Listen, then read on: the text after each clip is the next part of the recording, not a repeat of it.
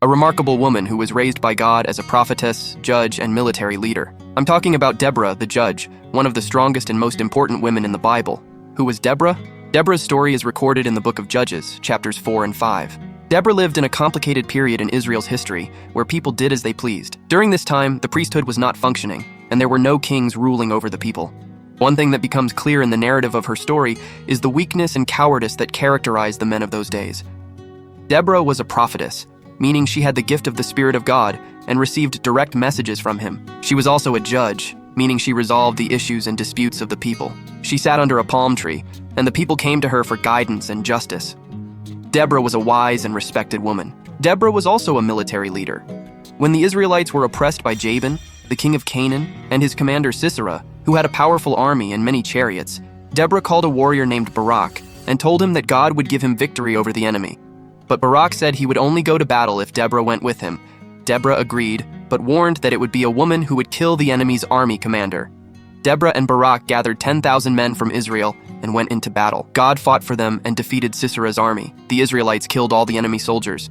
Sisera fled the battle and sought refuge with a woman named Jael. But while he slept in her tent, Jael drove a stake into his forehead with a hammer. When Barak arrived, Jael showed him his enemy, dead. Deborah was the person who led the liberation of the people of Israel from the oppression of Jabin, the king of the Canaanites. After the great victory, Deborah and Barak sang, thanking God and remembering the most important moments of the battle. Then there was peace for 40 years. What does Deborah's life teach us? Deborah's life teaches us that God sees more than appearances. In Deborah's time, it was not normal for a woman to be a leader, but God did not reject Deborah because she was a woman. He made her the political and spiritual leader of the entire country. No matter who you are, God can use you to do great things.